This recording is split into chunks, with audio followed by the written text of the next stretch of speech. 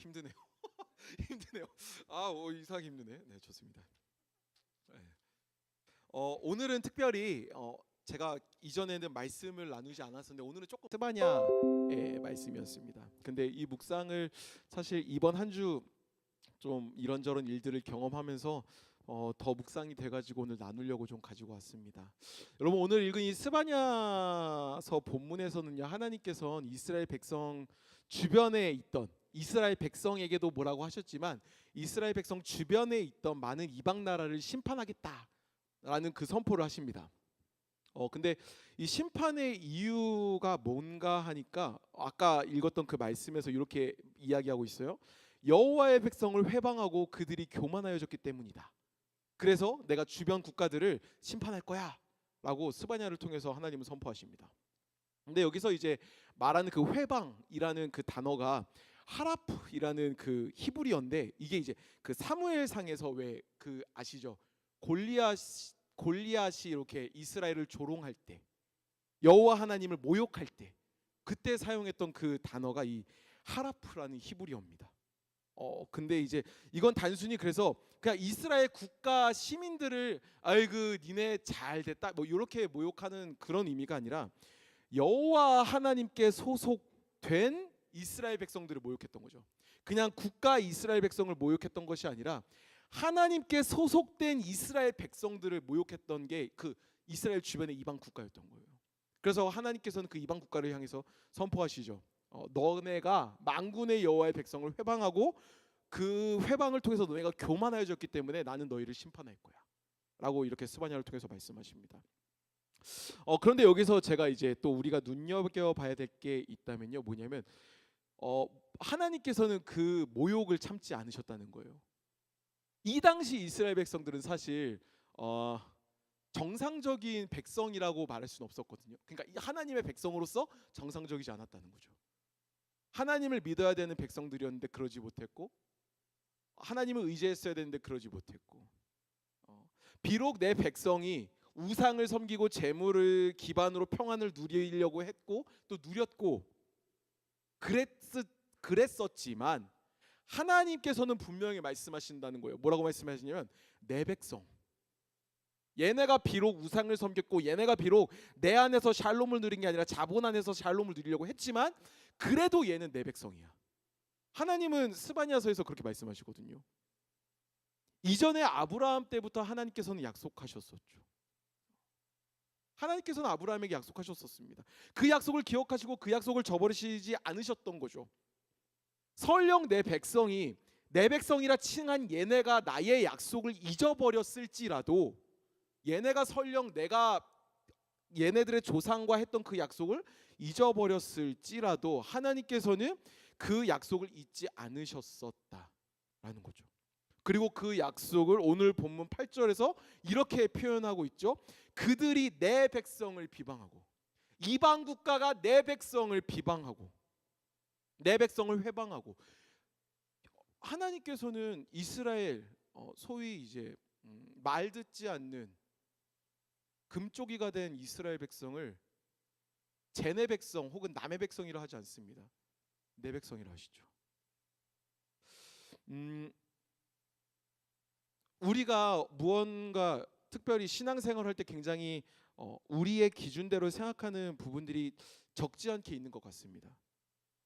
근데 그 중에 하나를 꼽아보면 우리가 한번 고민해 보고 싶은 게 있는데, 우리는 은혜라는 것을 떠올리면은 어떤 의미로 떠올리는지 한번 생각해 보고 싶어요. 한번 스스로 고민해 보십시오. 우리는 은혜, 하나님이 주신 은혜다 라고 하면 어떤 이미지가 떠올릴까요? 보통은 그렇습니다. 우리의 문제가 해결되었을 때, 우리의 슬픔이 기쁨으로 변화되었을 때, 우리의 결핍이 채워졌을 때 우리는 보통 이런 상황을 하나님의 은혜야 라고 고백합니다. 종종. 하지만 물론 그것도 은혜죠.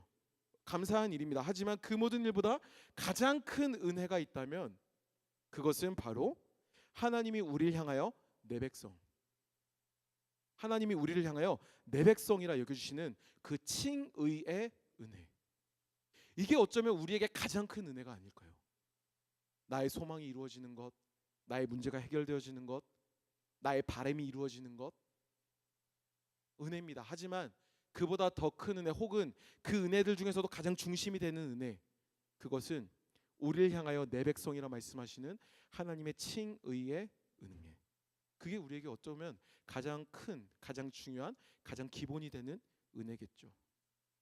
그러면서 우리는 생각해 볼 수 있습니다. 바로 이거죠. 우리가 작정해서 우리는 하나님의 백성이 된 것이 아니라는 거죠. 내가 작정해서 하나님의 백성이 되었습니까?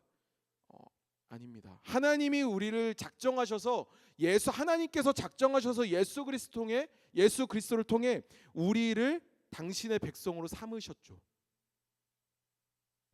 그러한 칭함 받은 존재, 그게 바로 오늘을 살아가는 우리가 아닐까. 그런 맥락에서 우리는 다시 한번 고민해 봐야 됩니다. 우리는 하나님이 우리를 향하여 말씀하시는 내 백성이다 라는 그 고백을 어떻게 받아들이고 있는가. 우리의 일상을 돌아보면 조금 치열한 듯합니다.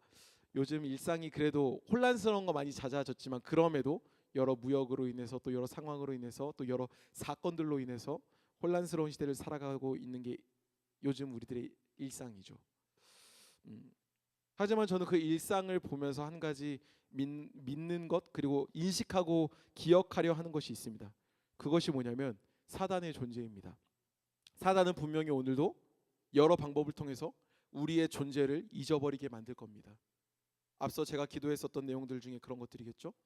내 안에 남아있는 죄의 허물들, 내게 찾아오고 있는 문제들, 내가 마주한 관계의 어려움들, 혹은 아픔들, 기타 여러 가지들, 그러한 것들을 이용해서 사단은 여전히 우리에게 의심을 하게 할 겁니다. 진짜 네가 하나님의 백성이 맞냐? 근데 왜 고난이 오지? 진짜 네가 하나님의 백성이 맞냐? 근데 왜 너는 계속해서 죄를 짓지? 진짜 너가 하나님의 백성이 맞냐? 근데 너는 왜 이렇게 살지?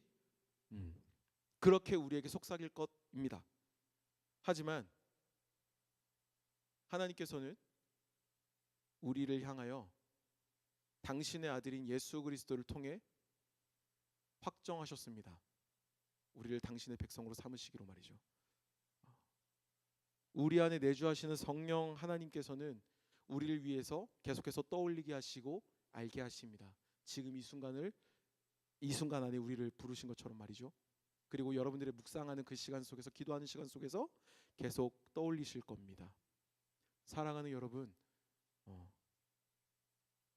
이 사실, 하나님이 우리를 향하여 선포하신 내 백성이다라 말씀하시는 이 사실을 잊지 않는 우리가 되길 원합니다.